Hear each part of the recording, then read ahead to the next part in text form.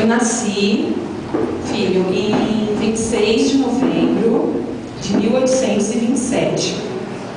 E eu e minha família, nós morávamos na cidade de Gordon, no estado de Maine mesmo, Estados Unidos. E meu pai, Roberto Armon, ele era fazendeiro e chapeleiro. E minha mãe, Eunice Gold Armon, ela cuidava da família, cuidava da casa, mas antes dela se casar com o vovô Roberto, ela era professora. E nós em casa, nós éramos em 10. Meus pais e 8 filhos. 2 meninos, e 6 meninas. Isto é, eu tinha 7 irmãos. E eu e a titia Elizabeth, nós éramos as caçulas e as mais novas. É claro, as caçulas são as mais novas. As gêmeas, que eu quis dizer. Nós éramos gêmeas. E nós não ficamos muito nessa cidade. Nós fomos para uma cidade maior, uma cidade chamada Portland. E era uma das maiores cidades de Maine. E lá nós começamos, eu e meus irmãos, começamos a estudar. Conte-nos sobre o acidente. É mesmo, mamãe. Todo mundo começou sobre o acidente. Verdade, já ia esquecendo. Meu acidente foi o seguinte. Uma vez eu estava voltando da escola e uma menina maluca, né? Que ela começou a me xingar do nada, mas me agredir mesmo com palavras feias. E eu não estava entendendo por que ela estava falando tudo aquilo. E eu olhei para trás. Quando eu virei para trás, ela me atirou uma pedra. E a pedra acertou bem no meu rosto. Gente, como doeu. Doeu tanto que eu fiquei inconsciente. Eu fiquei quase em coma por 3 dias. É verdade, filho. Teve uma vez que quando o vovô Roberto estava voltando de uma viagem de negócios, ele chegou em casa e ele nem a reconheceu. Nossa, por quê? Porque seu rosto estava todo desfigurado. Ela sangrou tanto que o sistema respiratório dela ficou abalado. E por causa disso ela tem problemas de saúde até hoje. É verdade. Pra você ter ideia, minhas mãos ficaram trêmulas. E eu não tinha mais firmeza para escrever. E não só isso, quando eu ia ler, quando eu tentava estudar, as minhas vistas ficavam embaçadas, as letras ficavam embaralhadas. E eu não conseguia mais estudar. E eu começava a ficar fraca, suava. Se eu forçasse mais um pouco, eu chegava a desmaiar. Eu cheguei várias vezes a tentar estudar e eu desmaiava. Naquela época era muito difícil o hospital na cidade. A névoa era muito forte, nevava muito. E quando você ficava doente, você tinha atendimento em casa. Só que os médicos não tinham muita experiência. Para você ter uma ideia, naquela época, os médicos não estudavam 6 anos como hoje. Eles estudavam somente 3 meses. Mas, mamãe, como vocês conheceram a igreja adventista? Como eu conheci a igreja adventista? Então, na verdade, quando a mamãe era pequena, a mamãe era da igreja metodista.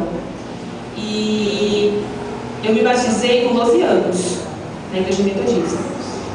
E sabe, filho, mesmo assim, tão criança, tão pequena, eu já me preocupava com as questões espirituais. Queria conhecer algo mais. Queria realmente me preparar para o advento. E tem mais, eu acho que esse acidente que aconteceu comigo, essas minhas limitações, foi algo divino.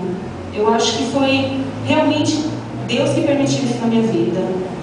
Na época, a mamãe escutava muito sobre fogo, inferno, fogo. Por causa disso, hoje ela tinha uma imagem de um falso Deus.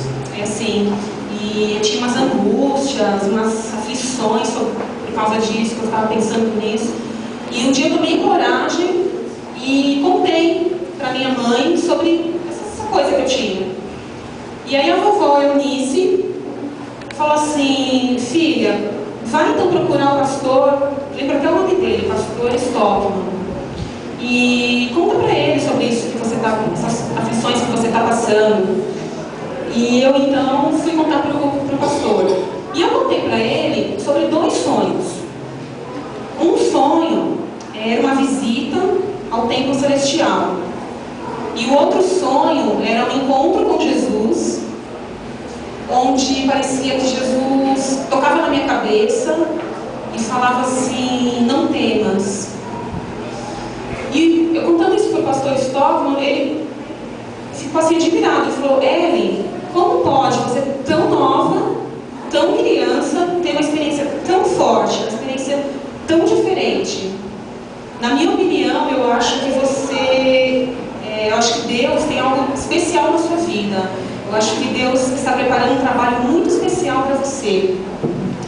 E então, em março de 1840, eu e minha família, nós ouvimos Guilherme Miller pregar. E nós gostamos muito, nós aceitamos o seu ponto de vista sobre o advento, sobre a vinda de Cristo. E logo depois, no acampamento que teve ali mesmo em Leme, a mãe aceitou Jesus como Salvador e foi batizada. Sim, e aí eu fui batizada de novo na igreja adventista, né, por volta dos meus 14 anos. Meu batismo foi por imersão, a mamãe que quis assim. E no mesmo dia eu fui aceita na igreja adventista. Mas foi engraçado porque depois de 1 ano que eu me batizei, a minha família ela foi expulsa, né, o vovô, a vovó, meus irmãos, eles foram expulsos da igreja metodista porque eles também acreditavam no advento, eles também aceitavam as crenças do advento.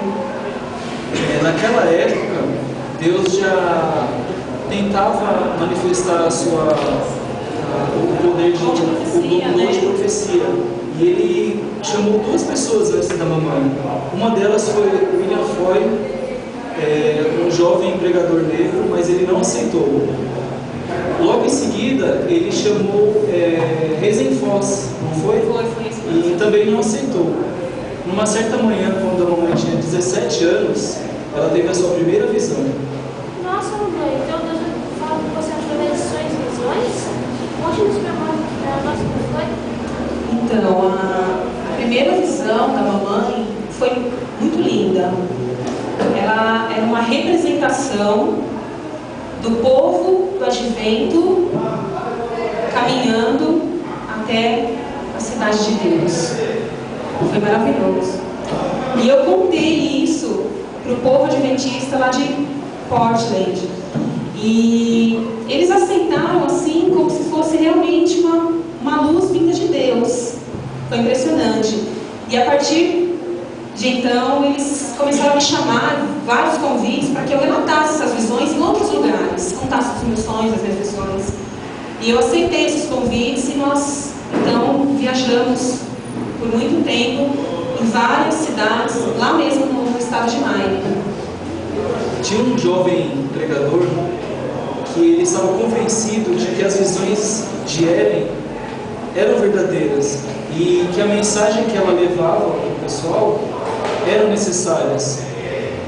E foi assim que esse jovem pregador entrou na vida de Ellen. Esse jovem era eu.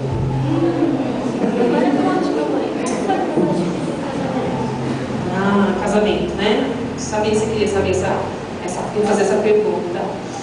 Olha, foi assim, como eu já disse, nós viajávamos, né, em outros lugares para contar, né? Ele pregava e eu contava das minhas visões, né? E teve uma época que nós viajamos cerca de 1 ano direto. E Tiago era o condutor da charrete. Seu pai era o condutor da charrete. Só que nós não íamos sozinhos, né? Sempre ia minha irmã mais velha ou alguém que pudesse ir, responsável. Mesmo assim, as más línguas começaram a falar de nós dois. Quando a minha mãe soube, quando a vovó Eunice, eu conheço a vovó Eunice, né? Quando ela soube que estava falando de nós dois, ela mandou um recado para que eu voltasse para casa imediatamente. E eu voltei, fiquei lá por uns dias, e o seu pai me procurou. E ele disse: Ellen, olha, Sei que estou falando de nós e nós temos duas opções. Ou eu me afasto por um tempo de você, até o pessoal esquecer, né? Ou a gente se casa.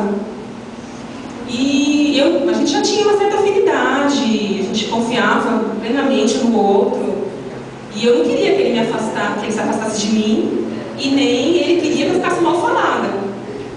Aí o que aconteceu? Nós resolvemos então nos casar. E foi a melhor pessoa que eu conheci.